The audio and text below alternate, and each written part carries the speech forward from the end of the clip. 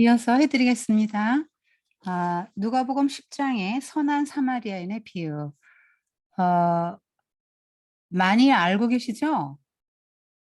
하나님의 나라가 이 땅에 이루어지는 방법, 그리고 하나님의 나라에 들어온 백성이 어떻게 이웃을 사랑할 것인가를 보여줍니다. 그 율법은 두 가지로 요약이 되죠. 하나님 사랑, 이웃 사랑. 이웃 사랑은 이렇게 해라라는 모델로 예수님께서 주요 등장인물로 등장시킨 사람이 선한 사마리아인입니다. 다 아시죠?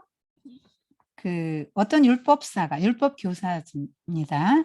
내가 뭘 해야 영생을 얻을까요? 그랬더니 성경이 뭐라고 말하더냐? 하나님 사랑하고 이웃 사랑하라고요. 아유, 그래. 그럼 그렇게 해. 그럼 내가 사랑해야 될 이웃이 누구죠? 그렇게 했을 때 예수님이 즉답을 안 주시고 내러티브 형식으로 이야기로 답변을 하시고 스스로 답변을 찾게 하십니다. 야, 한 사람이 예루살렘에 여리고로 내려가다 강도를 만났어. 근데 이 사람이 막 옷도 다 벗겨지고 맞아서 피 흘리고 버려져 있는데 제사장이 보고 피해서 가고 레인도 그냥 지나쳤다. 그런데 사마리아 사람 하나가 그 사람을 보더니 불쌍히 여기고는 기름과 포도주로 상처를 싸매주고는 나귀에 태워 여관으로 데려가서 밤새워 그를 극진히 돌봐주고 주인한테 2데나리온을 주면서 돌봐주라고. 돈이 혹시 더 들면 내가 더 줄게요. 이렇게 말을 했다.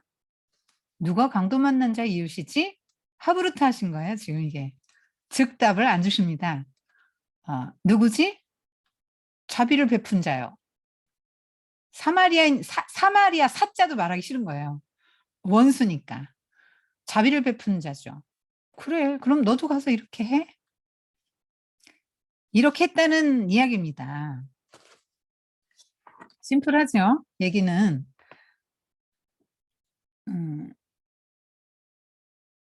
하나님의 나라가 어떻게 이 땅에 성취되어져 가는가를 지금 얘기해 주는 거예요. 누가 들어갔습니까? 하나님 나라에? 사마리안이 들어갔잖아요. 누구도 못 들어갔어요? 제사장도 레위인도 못 들어갔네요.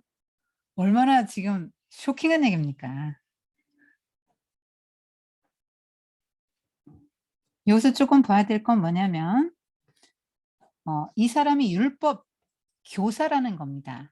레위 주요 등장인물들이 제사장과 레위인이고 여기 율법 교사인데요.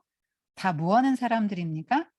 율법을 가르치는 율법 전문가들이죠. 제사장과 레위인도 뭐 해요? 평소에 이 사람들 다 율법 가르치잖아요.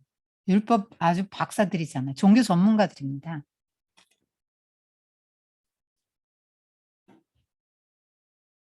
근데 이 사람들은 율법을 평소에 가르치니까 더 잘 지켜야 되겠죠? 제일 많이 행해야 될 거 아니에요. 말씀대로 살아야 될 거 아니에요. 맨날 가르치잖아요. 암송했잖아요. 다. 12살 되면 암송하고 성인시켰는데 모세오경. 달달달 외우고 있고 가르쳐요. 여러분 이렇게 사십시오라고 가르친다고요. 이것이 하나님의 법입니다라고 가르친다고요. 근데 가장 많이 행해야 될 사람들은 아무것도 하지 않았다라고 말하는 거예요. 굉장한 책망이 들어있는 거죠.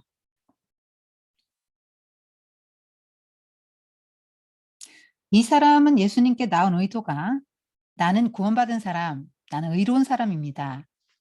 라는 걸 과시하기 위해서 나왔죠. 예수님이 그 마음속을 모르실 리가 없죠.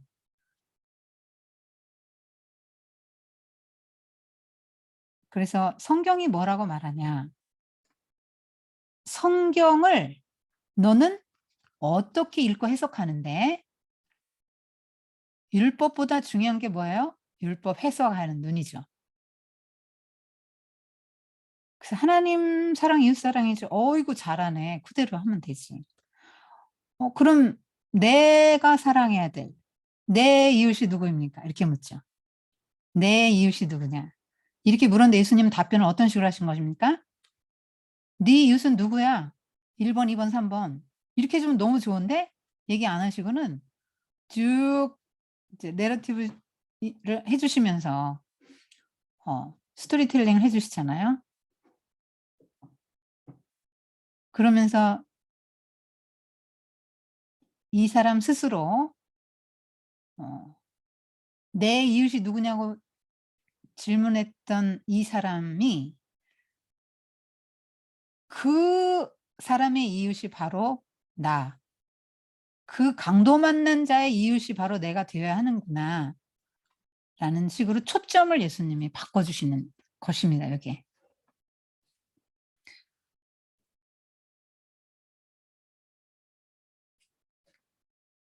제사장이 와서 보고 피해서 갔습니다. 동사 보면 재미있어요. 지금 다 죽어가잖아요. 피 철철 흘리고 지금 옷도 다 뺏기고 패스포드 다 뺏기고 다 지금 뺏겼단 말이에요. 제사장이 왜 와서 보고 피해서 외면하고 갔을까요? 어떤 분은 제사 드리러 가니까 부정하면 안 된다 해서 그랬죠. 지금 제사 지내고 가는 길이에요. 얼마든지 해도 되고 서로 죽었다 하면 시체 처리하고 이거 해주는 것도 제사장의 일이니까 해야죠. 근데 그냥 지나갔습니다. 레인도 마찬가지고. 이런 사람들은 가진 게 많아요. 사회적 지위, 그러니까 지금 제사장, 율법 교사도 마찬가지고요. 사회적 지위 있고요. 물려받은 재산 있고요. 조상에게 물려받은 게 있고요. 그러니까 신분, 권위, 부 다 가지고 있어요. 그래서 이 사람들이 능통한 게 뭐예요? 정결, 부정, 이거 경계, 경계 그어놓고 그거대로 사는 거예요. 근데 이거 경계 그어놓고 경계 그은 대로 살면 더 칭송받아요. 더 칭송받는 시스템을 지금 만들어놨죠. 저 사람 죽은 사람일 수도 있고 그러니까 안 만지려고 하는 거죠. 경계를 그어놓은 대상이잖아요. 근데 예수님은 사마리아인은 그런 경계가 없어요. 유대인들은 경계를 그었죠. 근데 사마리아인은 경계가 없잖아요. 그래서 이 아픈 사람이 사마리안 동족단 유대인이라고. 근데 유대인인데 사마리안이 그 사람을 가서 구해줬어요. 예수님의 말씀의 요지는 뭡니까? 경계 없다. 이웃사랑에는 경계 없다. 그리고 너는 나의 이웃이 누굽니까? 그렇게 물었지. 그럼 율법사 이웃은 누굽니까? 율법사지요, 뭘. 율법 교사 이웃은 율법사예요. 자기랑 레벨이 비슷하고 말도 통하고 생활 수준도 비슷하고 내가 이만큼 주면 이만큼 갚을 수 있는 사람이 내 이웃이다. 딱 정해놨어요. 유대인들 이웃 1번, 2번, 3번 정해놨습니다. 이 사람들은 자기들 모르는 사람은 밥도 안 먹어요.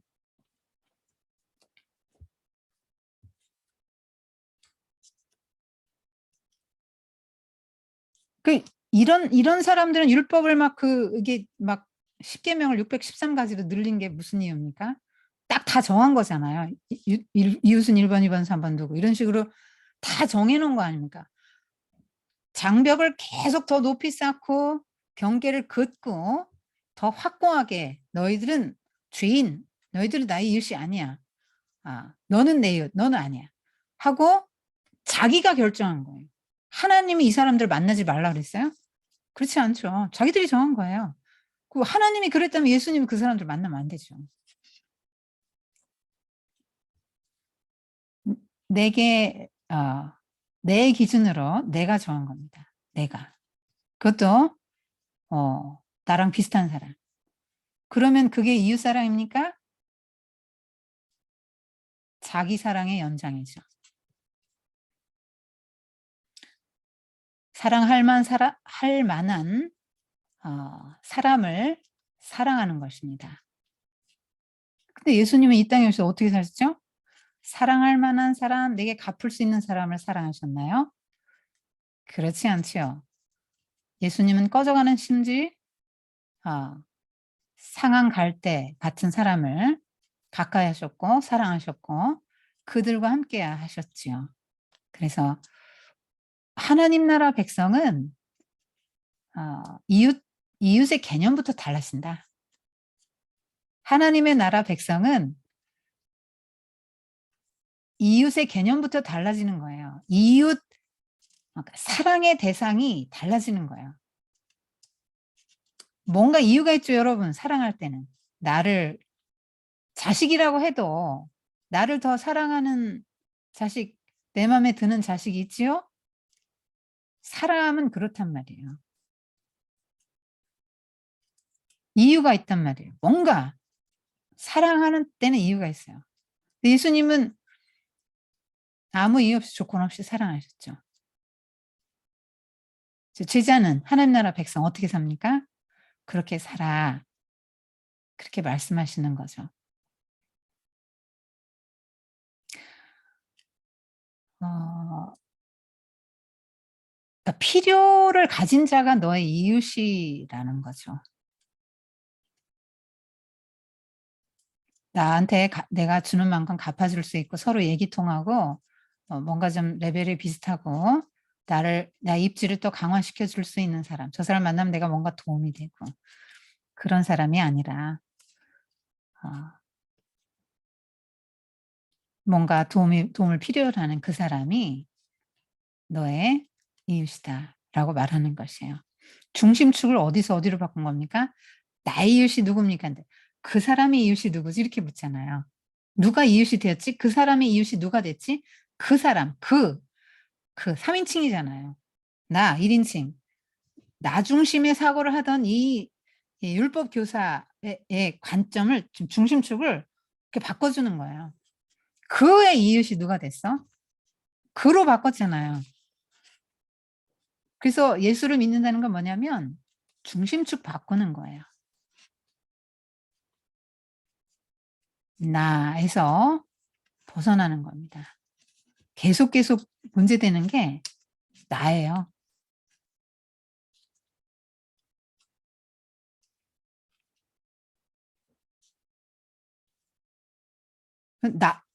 나를 사랑하는 마음으로 나랑 비슷한 사람을 사랑한 거니까. 차이 나는 사람, 그 사람 경계 그어놓고 내가 사랑할 사람이 아니고 율법이 정했기 때문에 사랑하지 않아도 아무 문제가 안 되는 거예요. 저는 율법 교사가 어떻게 반응을 보였을까 궁금해요. 바꿨을까 안 바꿨을까? 아마 못 바꿨을 거예요. 왜냐면 이 생각의 틀을 깨는 게 쉽지가 않아요.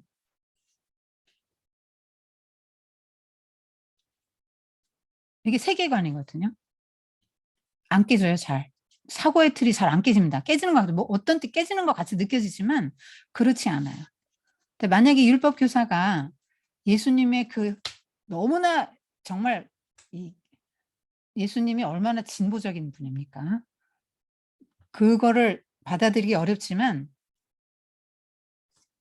그 레디컬한 예수님의 가치관, 정신, 하나님 나라의 정신 이거를 받아들였으면 새로운 삶을 살고 구원받았을 거라고 생각해요. 지금 율법의 정신에 따라 살면 이 사람 이 법에 따라 살면 이 사람이 무엇이 옳고 그른가 막 이거를 따지잖아요. 근데 예수님은 율법은 옳고 그르고 이건 뭐 해야 되고 말아야 돼. 이걸 딱 따지는데 이 하나님 나라 들어온 백성은 그런 거 안 따지죠. 일단 긍휼과 자비를 베풀고 보는 거예요. 율법은 거룩하고 정결하고 해서 이거 만지면 부정해져서 안 돼 이렇게 하잖아요. 예수님은 거룩과 정결 이거 그 개념을 확 뒤집어 놓지 않으셨습니까?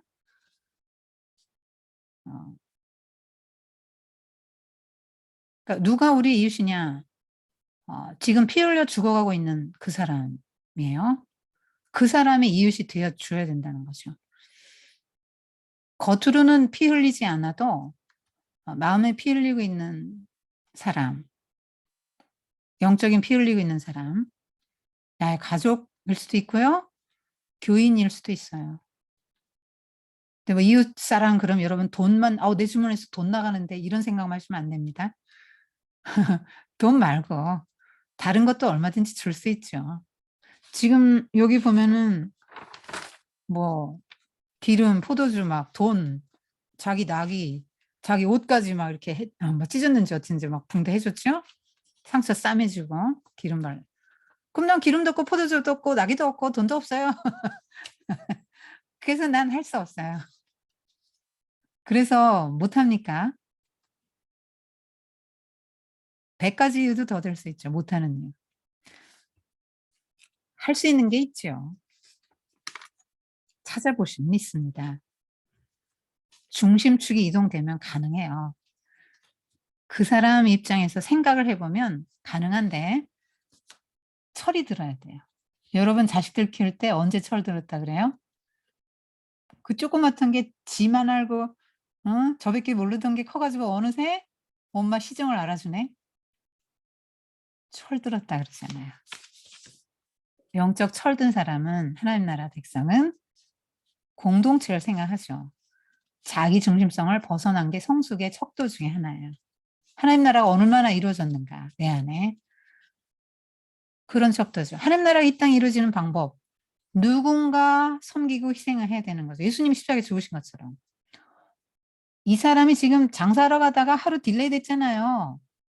자기 돈도 썼고 밤새 잠 못 자고 간호했고 그 피 흘리는 사람 가까이 가 가지고 막 그거 닦아 주고 할 때 자기 손에 옷에 피 안 묻었겠어요? 땀은 뻘뻘 안 났겠어요? 힘은 안 들었겠냐고 나귀에 태우고 자긴 걸어갔는데 얼마나 수고가 따릅니까? 하나님의 나라 백성은 그런 수고를 자원해서 한다. 왜? 그게 하나님의 나라를 확장해 가는 방법이니까. 하나님 나라 백성은 긍휼함이 있다. 팔복에서 오 오복인가요? 나오잖아요. 긍휼히 여기는 자는 복이 있나니. 저희가 긍휼히 여기면 받을 것이며. 그 긍휼함은 하나님이 주시 않으면 하나님의 성품이잖아요, 긍휼이. 우리에겐 긍휼도 없고 사랑도 없어요, 원래. 우리에게는 악만 있어요. 선하지 못합니다. 우리는 근본적으로. 근데 우리같이 악한 사람이 어떻게 선하게 살아갈 수 있냐면 하나님의 긍휼의 마음이 올 때. 그래서 착각하시면 안 됩니다. 저 사람 아프겠네. 어떻게 저렇게 다쳤어. 아 안 됐다. 너무 불쌍해." 하고 지나가요. 긍휼히 여긴 거 아닙니다. 절대 그 긍휼히 여긴 게 아닙니다. 긍휼히 여기는 건 뭡니까? 마음이 막 쏟아져 글로 가는 거래요. 마음이 막 내 속에서 터져 나와서 그 사람한테 가는 거예요. 그래서 그 옆에 안 갈 수 없고 위로해 주지 않을 수 없는 거예요. 그런 마음이 드는 게 긍휼이래요. 또 그냥 '아유 안 됐다. 너무 마음이 아프네.' 그러고 그냥 지나가면 그거는 하나님의 사람이 아니죠. 긍휼한 사람이 아니에요. 하나님의 나라 들어온 사람은 이미 긍휼의 복을 갖고 있어요. 그런 마음을 성품적인 복을 갖고 있다고요. 이제 하나님 나라에 들어서 예수님하고 인격적으로 딱 결속이 됐다 그랬잖아요. 연합이 됐다 그랬잖아요. 근데 예수님 마음을 안 품어요? 예수님은 모든 환자 볼 때마다 불쌍히 여기고 불쌍히 여기고 막 이런 성경 사복음서 한번 보십시오. 예수님 환자 고칠 때마다 그 앞에 그를 불쌍히 여기고 가서 손 대시고 이렇게 고쳐 불쌍히, 불쌍히, 불쌍히 이렇게 나오잖아요. 그런데 예수님은 하나님 나라에 들어오면 예수님하고 인격적인 결속이 돼서 예수님을 점점 닮아가는데 근데 내 속에 예수님의 그것이 하나도 안 나타나요? 그럴 리가. 그럴 리가 있어요? 그럴 수가 있어요? 짝퉁인 거지. 가짜 영생 가짜 하나님 나라 시민권 갖고 사는 거요. 짝퉁이라고요. 시민권 확인해요 빨리. 뭘로? 아브라함 닮았어요? 예수님 닮았어요? 하나님 자식이 닮았어요? 뭐 내놓을 게 뭐야? 증거가 뭐야? 내놔 봐요. 증거. 하나님의 자식인 증거. 하나님 나라 들어간 증거가 뭐냐고. 이 얘기가 말하는 건 뭡니까? 긍휼이 있냐? 긍휼함이 있어 너한테? 다가갈 다가가서 너 땀 흘리고 수고할 수 있어? 난 돈이 없는데요. 아니 돈 없으면 마음은 없냐? 마음으로라도 가서 손이라도 잡아줄 마음 없는 거야?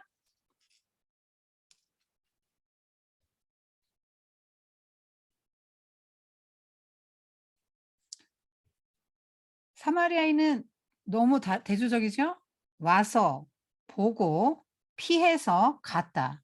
요건 성전의 종교 전문가들. 오늘날로 말하면 목사님, 성가대 지휘자, 주일학교 교사, 전도사님, 류는 집사, 권사, 장로는 지나갔어. 근데 그냥 그냥 우리 교회 좀 안 왔으면 좋겠다고 그냥 막 손가락질하고 아유 사람들이 다 피하던 그 사람은 결정적인 순간에 한 생명 살렸단 말이죠. 왜요? 가서 그러니까 보고 가서 가까이 갔어요. 보고 가까이 가서 나의 것을 들여서 수고하고 돌봤어요. 행동을 제일 많이 해야 될 사람 하나도 안 했고 안 해도 뭐라고 할 사람이 하나도 없는 그 사람은 했네요.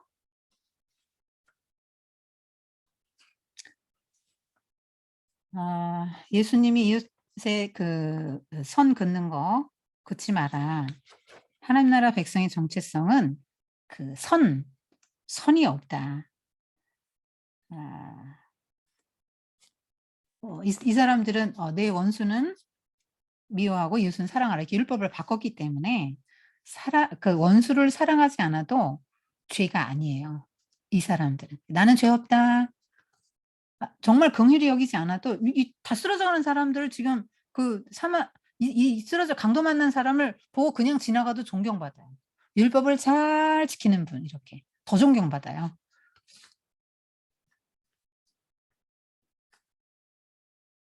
근데 율법을 왜 주셨습니까?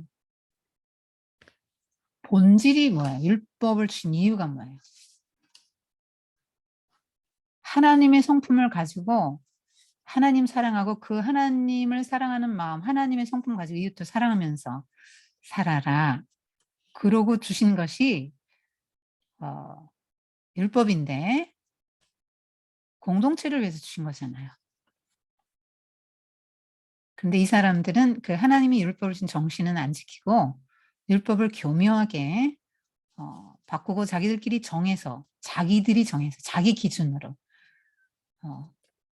이웃을 딱 정해놓고 산다는 점에서 예수님 보시기에 참 심히 마음 아팠을 것이다. 왜냐하면 이들을 부르신 의도가 있는데 그 부르심에 따라 살지 못하기 때문에. 그래서 우리도 정해놓지 않아요? 야, 걔하고 절대 놀지 마. 여러분 자식들에게 이렇게 말하지 않습니까? 그러지 않아요? 안 하시면 천만다행이고. 여러분 자신도 겉으로는 안녕하세요 이렇게 교인들 만나면 인사하지만 그럼 따끔하는 사람들 많이 있죠. 그거 이제 허무셔야 돼요. 하나님 나라 백성의 증거는 그거 허무는 거예요.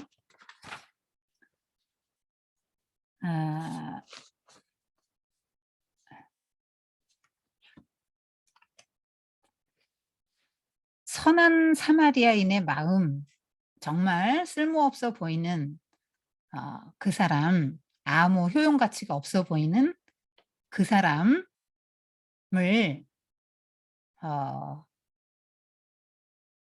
그런 눈으로 보지 말고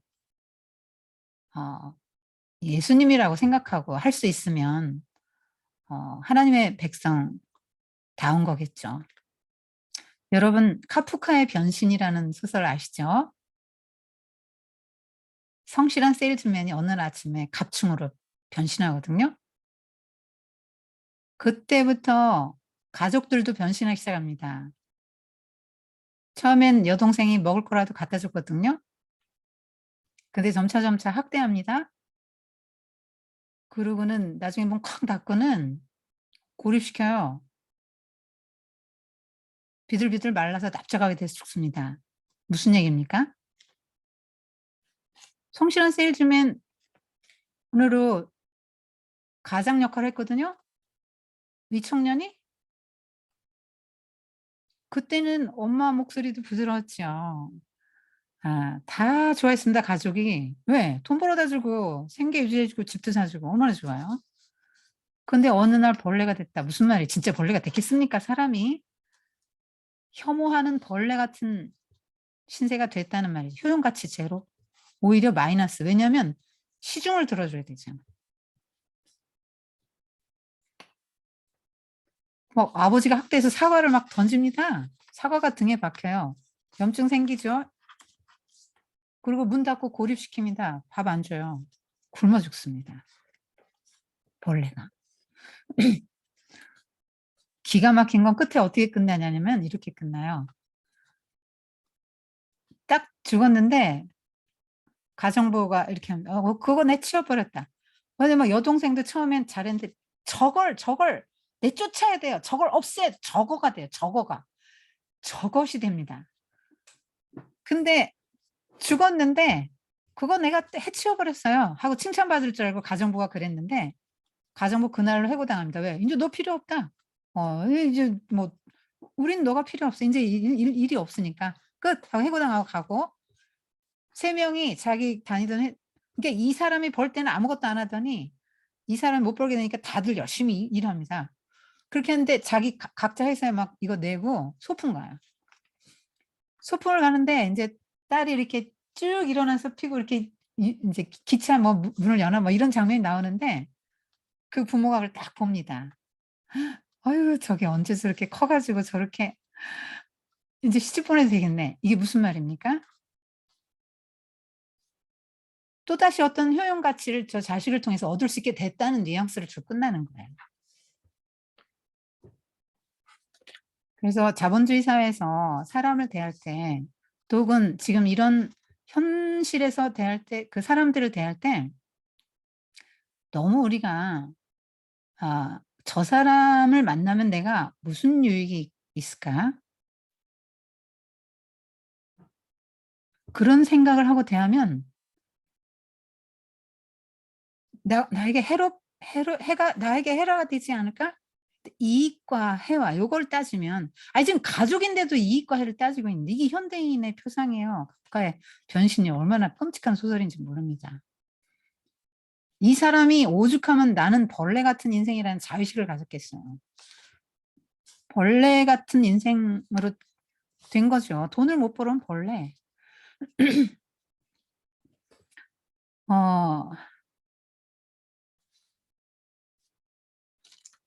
병들고 나에게 해만 되는 내 돈 나가는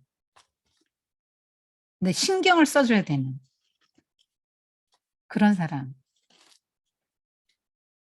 어떻게 대하는가 하는 것이 영성입니다. 그게 신앙의 지표고 주님은 그걸 척도로 너의 믿음이 얼마나 좋으냐 이걸 측정하십니다. 착각하면 안 됩니다. 교회 직분을 아무리 받고 교회를 30년을 다녀도 출석 많이 하고 헌금 많이 하고 그래도 성경을 몇 번을 통독했어. 몇 번, 10,000번 통독하면 뭐합니까? 종교 전문가들 지금 율법 교사, 제사장, 레위인 왜 하필 이런 사람을 등장시켰겠어요, 예수님이? 알고 있냐? 근데 알고 있는데 얼마나 행하는데 실행하냐 이 말이에요. 얼만큼 실행하는데 그것이 그 사람의 신앙의 진정성이죠. 하나님 나라 백성이다. 난 하나님의 자녀다라는 진정성입니다. 하여튼 뭐 내게 유익을 줄 수 있고 내게 엮인 사람만 사랑하지 말고 그런 사람을 사랑할 때 여러분이 차원이 다른 사람이 되는 거죠.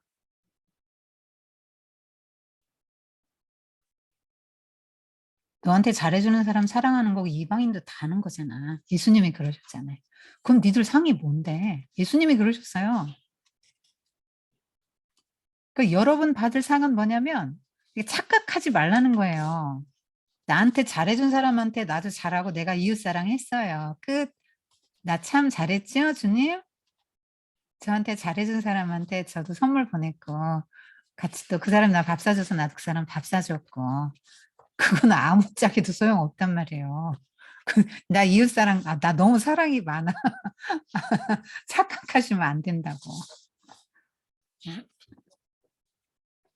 하나님이 붙여주는 사람, 내게 붙여주는 사람이 다 여러분 상급을 위해서 붙여주신 이웃입니다.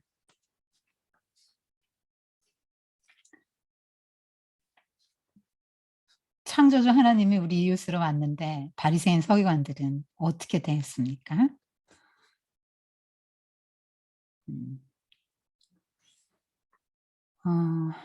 하여튼 하나님 나라 백성은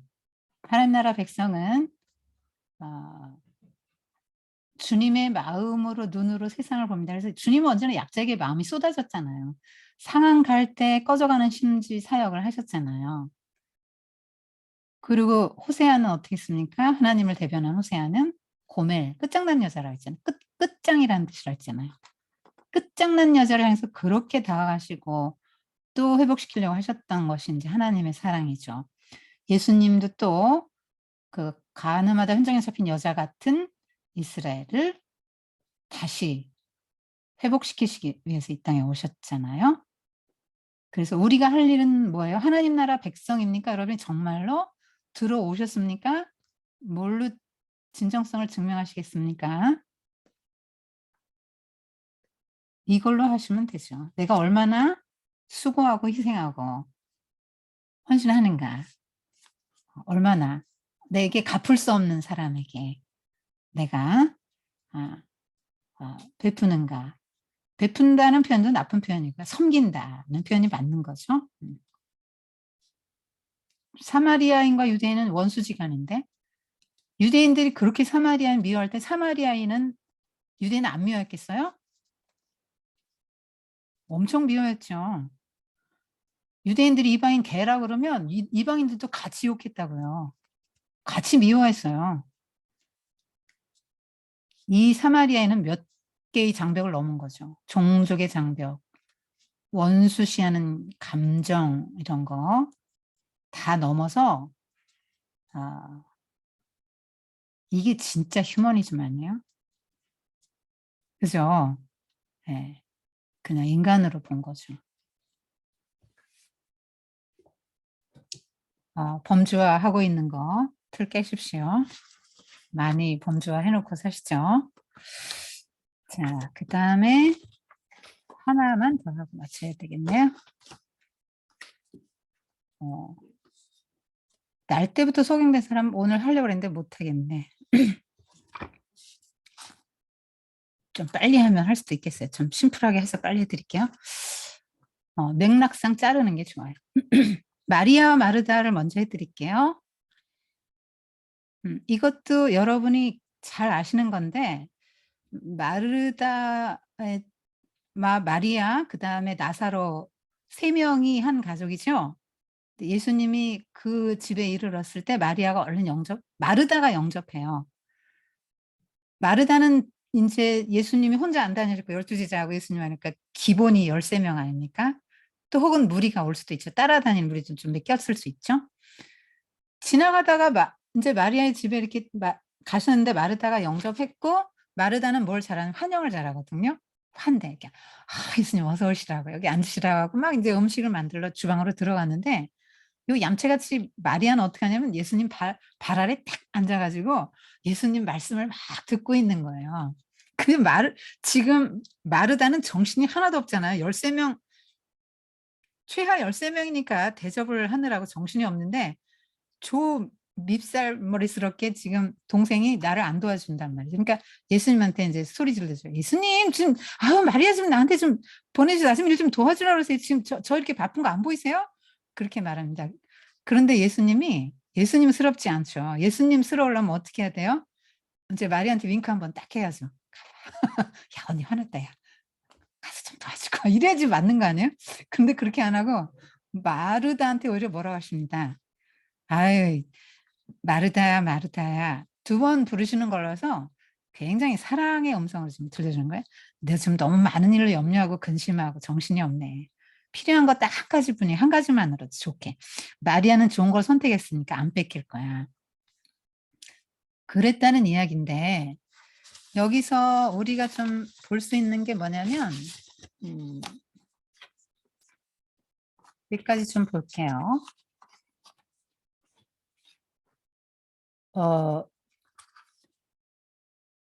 하나님 사랑의 모델이 지금 마리아로 나오는 거예요. 아까 이웃사랑의 모델은 선한 사마리아인이라고 했죠. 여러분이 보통 이 에피소드에서 마르다는 잘못했고 마리아가 잘했다. 이렇게 생각하시는데 마르다도 나름대로 훌륭한 접대자예요. 아니 그럼 13명이 왔는데 아무것도 안 먹여요?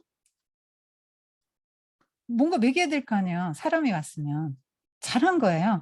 문을 열고 환대하고 어서 오시라 그러고 앉으시라 그러고 물 갖다 드리고 이제 자기는 또 다른 먹을 걸 하러 만들러 간 것까지는 너무 좋아요. 근데 문제는 뭐예요? 비교가 문제죠. 딱 보니까 마리아를 본 순간 비교하는 거예요. 나는 이렇게 일하는데 내가 지금 이렇게 중요한 일을 하고 있는데 내가 이렇게 바쁜데 저건 저러고 있네? 하니까 지금 중심이 뭐가 있는 거예요? 내가 있는 거잖아요. 내 일이 이렇게 중요하고 내가 이렇게 바쁜데 하고 내 생각을 하니까 화가 나는 거예요. 여러분 언제 화납니까? 나 중심일 때. 여러분 언제 우울증에 빠집니까? 나 중심일 때. 내 맘대로 안 되니까 우울증도 오고 짜증도 나는 거예요.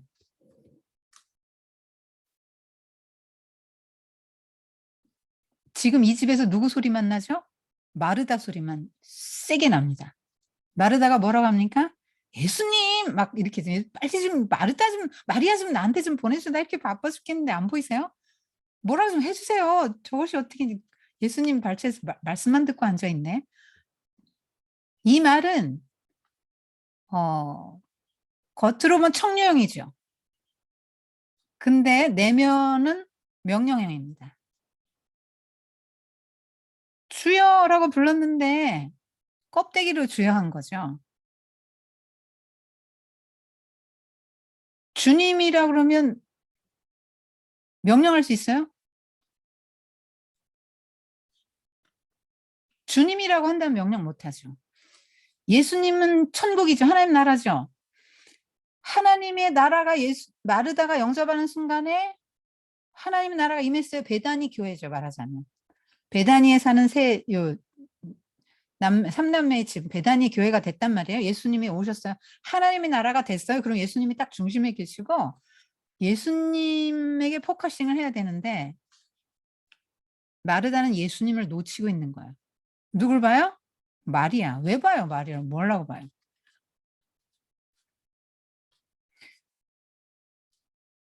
그래서 예수님 야단치는 거예요. 예수님 지금 잘못하고 계신 거예요. 마리아 좀 빨리 좀 보내줘요. 지금 예수님 잘못하고 있습니다. 이렇게 말하는 거죠. 마리아 잘못하고 있는 거지. 언니가 이렇게 바쁜데 안 도와주고 내가 이렇게 바쁜데 내가 이렇게 중요한 일 하는데 마리아 너도 잘못이고 예수님도 잘못하고 있는 거예요. 이렇게 지금 말하고 있는 거예요. 내면을 보면. 이면에 그런 말이 들어있는 거예요. 겉으로야 이렇게 표현 안 했겠지만.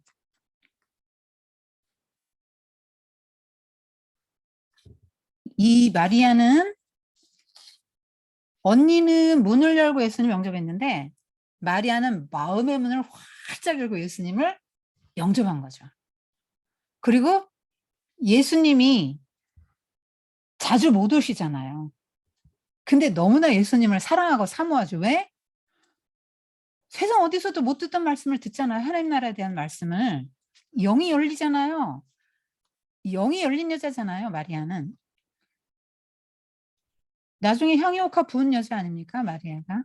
다 드렸죠. 장례식을 예비한 여자가 마리아죠. 영이 열렸단 말이에요. 그러니까 예수님이 오셨을 때 지금 마리아는 예수님에게서 잠시 눈을 뗄 수가 없는 거예요. 왜? 그 입에서 나오는 그 말씀을 들어야 되니까. 얼마나 이 영이 열려서 영이 기뻐하겠어요, 지금. 여러분 맛있는 거 보면 기쁘잖아요. 막 행복하죠? 영도 예수님 말씀을 들을 때 막 환희에 찬 음성을 막 환희에 반응을 할 거 아니에요. 말씀이 들을 때 여러분 안 기뻐요? 여러분 말씀이 들을 때 기쁘잖아요. 마리아. 예수님이 오실 이렇게 자주 못 오시니까 예수님이 얼마나 사모했겠어요. 예수님이 오신 말씀 들을 수 있고 그 사모하는 마음 가지고 예수님 마침내 오셨는데 내가 지금 주방에서 일하게 생겼어요, 지금? 예수님 오셨다 또 금방 가실 분인데? 얼마나 계시겠어요? 계셔야 곧 가실 분인데. 그래서 예수님 뭐라 더 좋은 편을 선택했다. 더 좋은 편이 어떤 편이에요? 환대를 하는데 진짜 예수님이 원하는 환대를 한 거죠. 예수님이 밥 한 끼 얻어먹으러 오신 건 아니잖아요. 하나님 나라에 전해주러 오신 거잖아요. 그럼 일단 말씀을 듣는 게 그분을 향한 최대의 환대죠.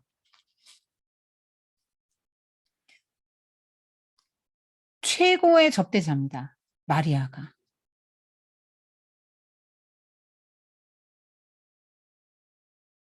마리아는 그걸 알았던 거죠. 사람이 떡으로만 살 것이 아니요 하나님의 입으로 난 말씀으로 산다. 영이 열린 여자기 때문에 일상의 식사는 뭐 안 해도 되고 참된 식사. 나 지금 이 식사, 내 영의 양식을 먹으면서 충만한 기쁨을 누리고 예수님과 인격적 관계로 연합으로 들어가는 거예요, 지금.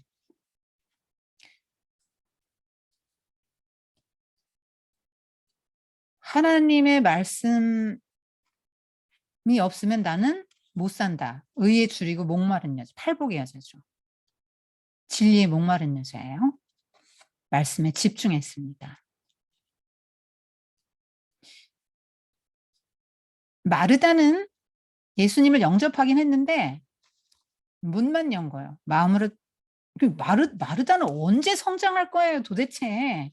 하나님 나라에 대한 설교를 들어야 될 거 아니에요. 언제 성장할 겁니다. 이러니까 뭐 요 뒤에 다음 시간에 말할 거 나사로 부활에 관해서 예수님이 하도 깝깝하니까 단독 과외시켜 줍니다. 부활에 관해서. 그러고 이제 약간 신앙이 올라가긴 하는데 이게 언제 커 마르다 말씀 안 듣고 언제 큽니까? 그래서 막 염려가 많으니까 분산이 되는 거야. 분산이 되니까 신앙이 성장이 안 돼도 말씀에 딱 집중이 안 되니까 신앙 성장이 안 되는 거죠.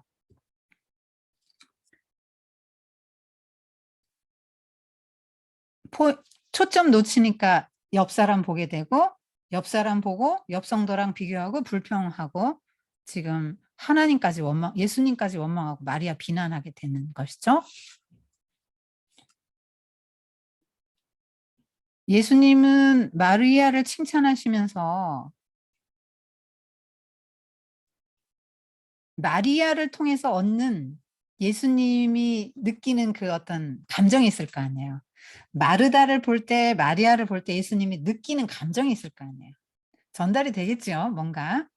그래서 마리아는 예수님을 대할 때 예수님이 정말 말씀 한마디 한마디 떨어지기 없었게 그냥 그걸 막 다 스펀지처럼 빨아들이고 막 그렇게 듣고 반응하고 예수님 바로 발밑에 앉았잖아요. 그러니까 예수님이 이렇게 그윽하게 또 눈빛으로 바라보시기도 했을 테고 또 마리아는 예수님 바라보면서 서로 교감하는 거잖아요, 지금. 굉장히 예수님과 연합되는 친밀한 순간이에요. 예수님과 교제하는 시간인데 영적인 교제하는 시간이죠.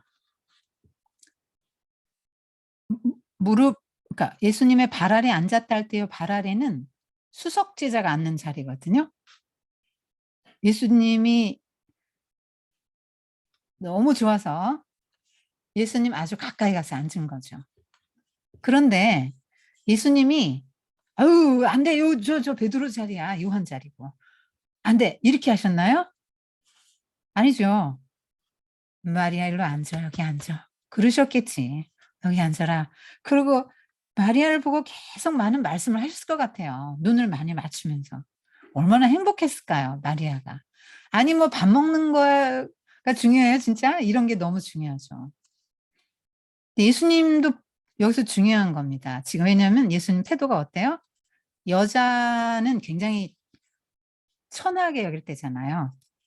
사람의 수를 치지도 않을 때인데 예수님은 보면은 여자들을 만나셨고 그의 권리를 존중해 주셨어요. 수석지자의 자리에 지금 앉힌 거잖아요. 허락을 해 줬으니까 앉은 거죠. 여성 해방자입니다. 여성 해방해 주시는 분이 예수님이에요. 여자 랍비 없어요. 지금은 여자 목사님, 전도사님 다 계시죠? 여자는 집안일이나 해라. 그때 당시 이거였거든요. 그런데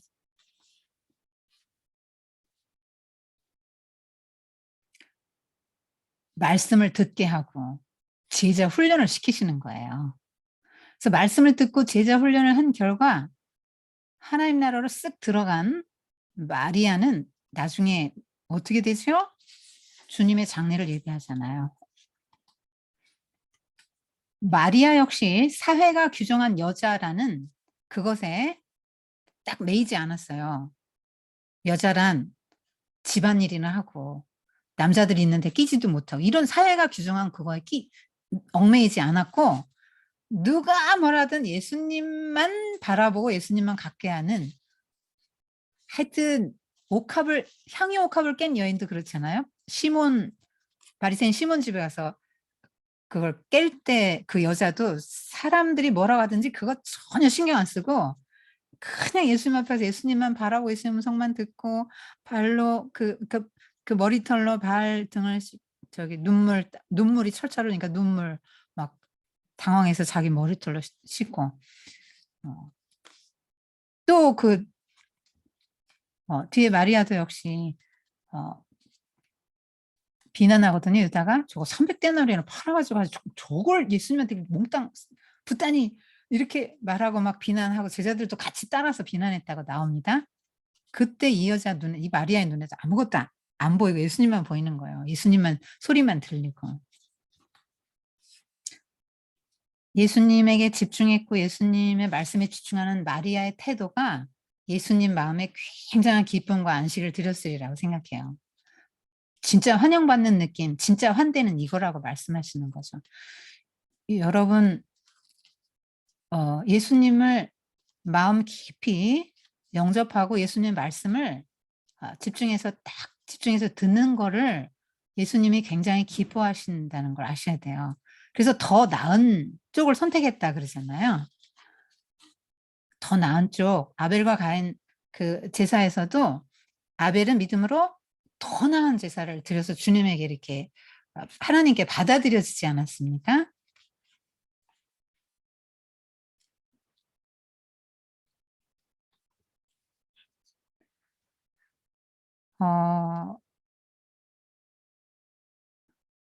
우리는 하나님이 원하시는 방식을 좀 이렇게 찾아내야 될 것 같아요. 지금 나나나나 하고 있었나요? 마르다는 나의 방식으로 예수님을 사랑하려고 했던 거고, 마리아는 예수님이 원하는 방식이 뭔지를 알았단 말이죠. 말씀을 사랑하고 예수님에게 집중하는 거, 초점 맞추는 거를 예수님이 더 기뻐하신다는 거를 알았죠.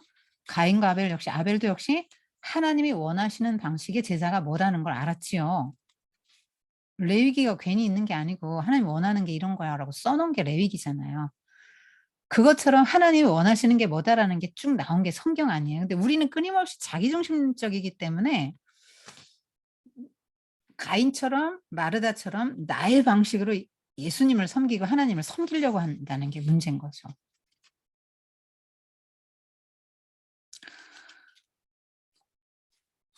자, 그다음에 날 때부터 소경된 사람까지는 못할 것 같아요.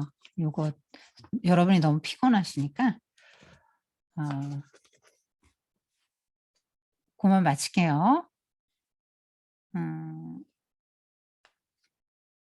예수님이 이렇게 오셨을 때는 하나님의 나라가 임하는 것이기 때문에 모든 주도권을 하나님에게 드리는 게 중요하겠죠. 주여라고 부르면서 예수님을 내 마음대로 조정하려고 하는 마르다의 모습이 내 모습이 아닌지를 한번 좀 생각해 보고, 내가 생각한 방식으로 예수님을 섬기면 예수님이 나를 받아주실 거야. 이게 가인의 마음 아니에요? 마르다의 마음이고, 내가 생각한 방식. 근데 예수님이 생각한 방식은 맛있는 거 먹는 거예요? 그런 게 아니잖아요. 하나님의 나라를 이 땅에 세우러 오셨고 그 말씀을 전하러 오셨고, 예수님이 이제 얼마 안 있으면 이제 얼마 안 있으면 돌아가세요. 시간이 한정돼 있단 말입니다.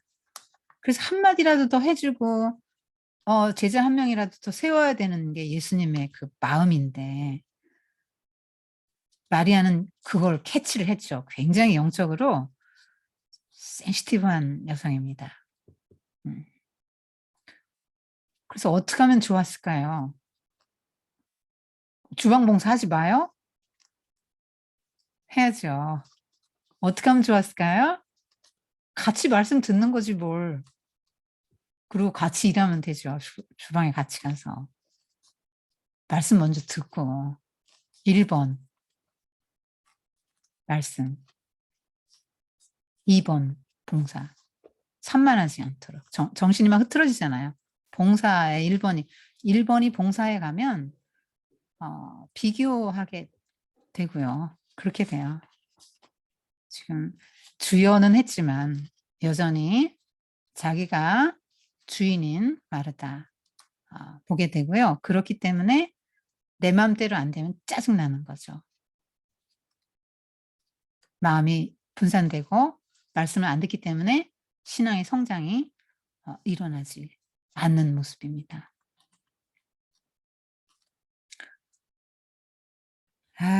여러분들 정말 그렇게 말씀에 좀 집중해서 예수님 칭찬 한번 받아보세요. 기도하겠습니다. 주님, 오늘 하나님 사랑은 어떻게 하는 건가 모델로 마리아를 보여주셨고 이웃은 또 어떻게 사랑할까 하는 모델로 선한 사마리아인을 보여주셨습니다.